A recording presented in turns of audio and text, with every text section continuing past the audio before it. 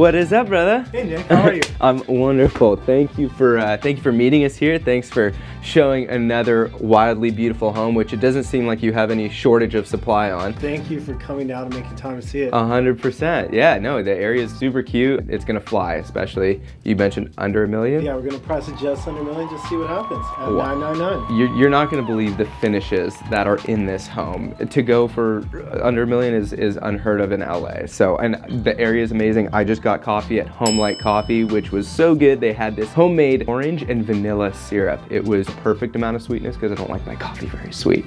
Cause the bitter like me. So, with that said, sir, can you show us like what your favorite part of this house is? Of course. Let me just show you the sunroom, which when you see the wallpaper, you're going to be like, what? Oh, dude, please just show you walk me through it. Can't wait any longer. Wow. I mean, I just love the softness and light that comes in. And then we have this amazing plaid wallpaper our designer Patrick chose. That's from Kravet. Kravet, amazing. I mean, that's like the first thing. It's just so warm, and like the leather chairs, the reading nook, the Crosley record, like holy moly. Mole, mole, mole, mole, mole. Warm place to come home to, pop open a book, and just relax after a long day. Dude. Hey, but I have another appointment, so I have to get going. But dude, you got the rest of this. Okay, busy man. Thank you. Thanks for opening. Dude, thank you so much for coming. 100%. We'll do it. We'll do it soon, man. Bye. We just got the keys. We just got the keys. Can't get over this moment here, and I think when we walk through it, you're going to be able to experience just how many different moments there are in this 1,000-foot home. It's unbelievable, but nod here to the Craftsman charm. Original windows, so much light being let in. Let's move on.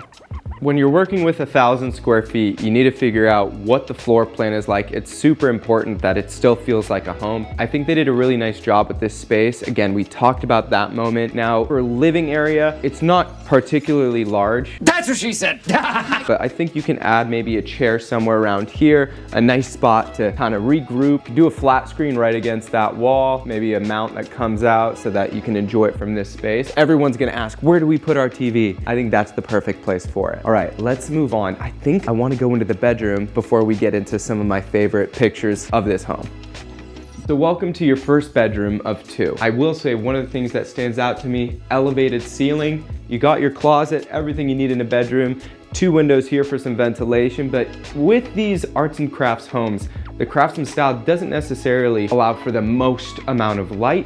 It's more about the cozy architectural finishes and great woodsmanship. Is that a word? We'll look it up. But carpentry throughout the home. So again, not a ton of natural light. However, this home is just so warm and cozy. That's what it's about.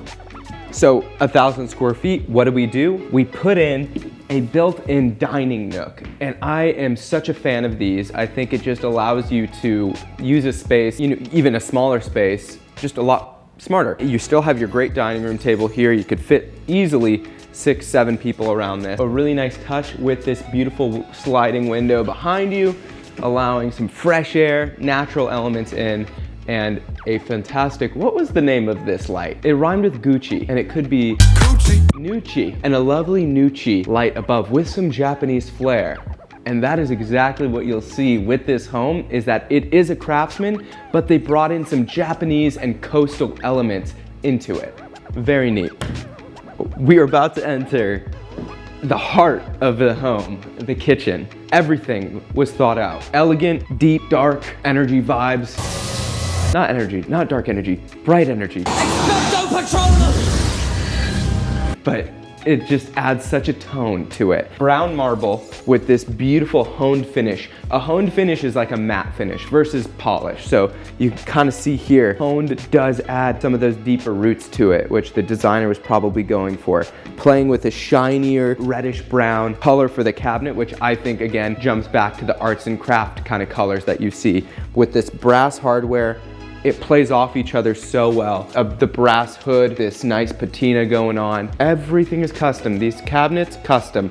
With the beaded glass in between, what a nice touch. It feels rich, and it feels like a place where you can hang out with your friends, and really is the heart and soul of this home. But we're gonna slide around this custom oak island, which is fabulous. And guess what? It flows onto this set of doors. Each door leads to something new. It's like a Jack in the Box? What do they call those things, Alex? Jack in the Box. Thinking about the hamburger, but all right. Each door leads to something. What does this one lead to? Your washer dryer. How about a pantry? Can't have a kitchen without your refrigerator. Everything is custom built in, gives it that nice seamless look. Seamless. I will take us into the bathroom now because it is your one and only, and I think they did it so right. Follow me.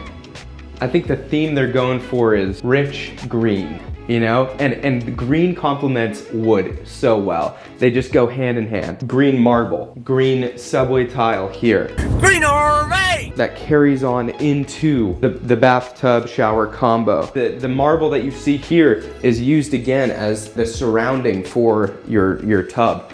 Unbelievable. Unbelievable, Jeff. Feels super roomy. Nice brass light fixtures here. Another thing to note, where the designer really just understood the space he was working with. Look at this mirror. I think it's like 40 inches. Makes this bathroom feel even bigger. Those are design tricks that a lot of people don't think, but it goes a long way. Let's go check out the second bedroom, then we'll go outside. And in we are to the second bedroom. As you can see, similar to the first, you got your oak baseboards. This one doesn't have the same height as the other one does. You can see how it does play a little bit of a difference. However, you have windows on this side and this side. It is a brighter bedroom for sure. Now, let's take this party outside. And we made it to one of the most important details in the home is the outdoor space. The reason why we get so many people moving to the state of California is because you can enjoy your outdoor backyard, front yard, side yard spaces all year round. This is probably the coldest it ever gets. The sun's still out, but it is a brisk 46 degrees right now. Feels chilly. Take a look. You got your outdoor patio furniture. Two of my favorite details here, a lime tree and an avocado tree. Free shavakadoo! That were existing prior to the renovations. But we did add some nice drought tolerant succulents and vegetation out here with this lovely manzanita olive tree. But when you think California, you think avocados. Maybe not everybody thinks avocados, but when you're at Chipotle and they're charging you $3 for guacamole for this amount, you can come home, 400 avocados on a tree.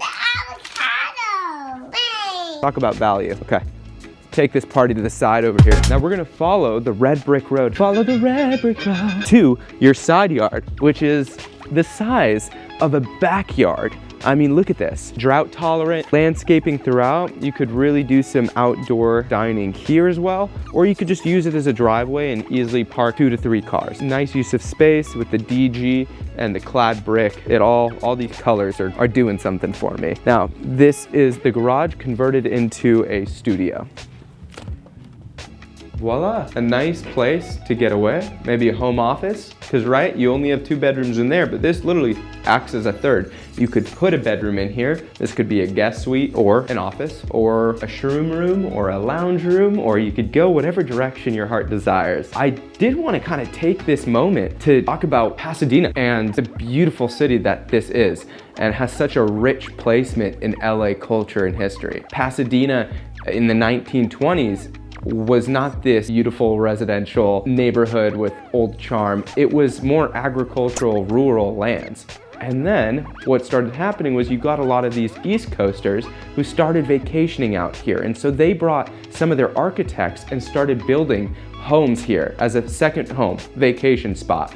And now you see all this rich architecture on any street that you drive, whether it's a 1920s Spanish or a colonial revival, or what they're known for here is their arts and craftsman homes, which really adds to the architectural history of Pasadena. Another element here is that it's not just a residential neighborhood, but a booming business end as well, where you have Caltech, one of the most famous schools of technology in the United States.